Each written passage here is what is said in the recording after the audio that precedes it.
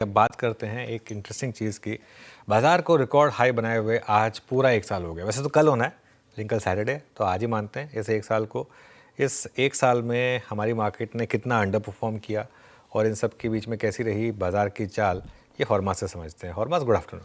Good afternoon अनुज। कल का ही वो दिन था 27 सितंबर का, जब बाजार ने 26,277 का रिकॉर्ड हाई बनाया था निफ्टी पर। उसके बाद से अंडर परफॉर्मेंस का एक दौर शुरू हुआ है। ये कल की क्लोजिंग से हम रिटर्न्स माप रहे हैं, जबकि निफ्टी 5% नीचे है। आज इसमें और थोड़ा सा इजाफा होने की उम्मीद है।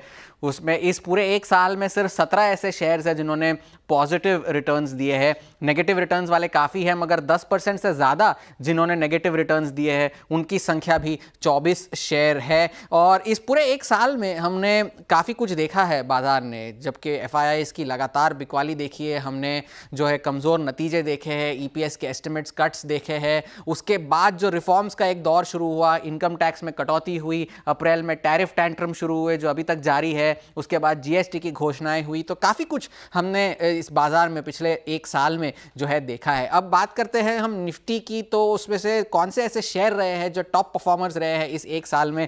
आयशर मोटर्स पहला ऐसा है जो आउट परफॉर्मर है, सबसे बेस्ट परफॉर्मर निफ्टी का पिछले 12 महीनों में 38% के गेंस देखने मिले हैं। बीईएल, बजाज फाइनेंस जो थोड़ी सी अंडर परफॉर्मेंस हाल ही में देखने मिली है, इस वजह से वो नंबर 1 से आकर नंबर 3 पर गिरा है। मारुति में जो हाल फिलहाल की तेजी आई है, इस वजह से वो भी इस लिस्ट में शुमार है। और इटर्नल इस एक आउट परफॉर्मर्स की लिस्ट में एक और नाम जुड़ता हुआ। अब अंडर परफॉर्मर्स की लिस्ट पे अगर हम डालें तो वहां पर जो है सूची थोड़ी सी लंबी है। इंडसइंड बैंक पिछले एक साल में आधा हो चुका है।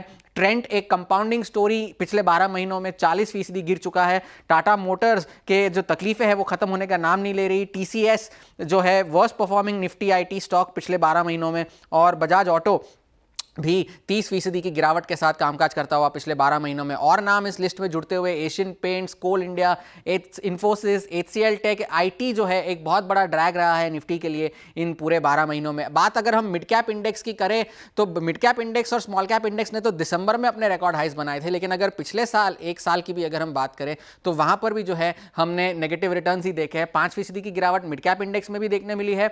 36 शेयर ऐसे हैं जिन्होंने पॉजिटिव रिटर्न्स दिए हैं, मगर आधा इंडेक्स मिड कैप का लगभग 10% से ज्यादा की गिरावट वहां देखने मिली है। अगर हम टॉप परफॉर्मर्स की बात करें मिड कैप इंडेक्स में तो वहां पर भी कुछ ऐसे नाम है जैसे अंडर परफॉर्मिंग नाम पेटीएम जो अपने आईपीओ प्राइस से अभी भी नीचे है, लेकिन पिछले 12 महीनों में 70% के रिटर्न्स, बीएससी के 70% के रिटर्न्स, मुथूट फाइनेंस, वारी एनर्जीज, मैसगांव डॉक ये 40% के रिटर्न्स यहां पर भी हमें देखने मिले हैं। अंडर परफॉर्मर्स में अगर हम देखें तो ओला इलेक्ट्रिक लगभग आधा हो चुका है, सोना बीएलडब्ल्यू लगभग आधा हुआ है, कोलगेट का अंडर परफॉर्मेंस जारी है, टाटा टेक का अंडर परफॉर्मेंस जारी है। टाटा टेक तो अपने लिस्टिंग प्राइस से काफी नीचे है। और गोदरेज प्रॉपर्टीज भी रियल एस्टेट एक अंडर परफॉर्मेंस की लिस्ट में जुड़ता हुआ। अब अगर स्मॉल कैप इंडेक्स की बात करें, यहां पर गिरावट थोड़ी सी ज्यादा है। पिछले 12 महीनों में लगभग 7% की गिरावट देखने मिली है।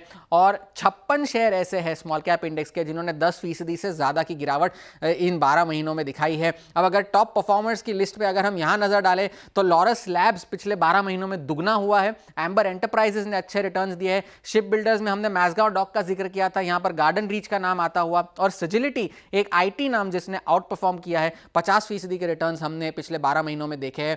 और अगर अंडर परफॉर्मर्स देखें तो तेजस नेटवर्क्स एक नाम है जो आधा हुआ है, एचएफसीएल आधा हुआ है, रामकृष्णा फोर्जिंग्स आधा हुआ है, सोनाटा सॉफ्टवेयर और नैटको फार्मा में भी 40 से 42% की गिरावट हमें एक साल में देखने मिली है। तो काफी अंडर परफॉर्मेंस जो रहा है पिछले 12 महीनों का। अब ये तिमाही खत्म होने वाली है, अगले महीने से, अगले हफ्ते से काफी सारे ट्रिगर्स और आने हैं, तो इससे बाजार की आने वाली चाल का पता हमें तो चली जाएगा। बिल्कुल, एक साल बाजार लाल, बिल्कुल बहुत ख़राब साल रहा ये मार्केट के लिए।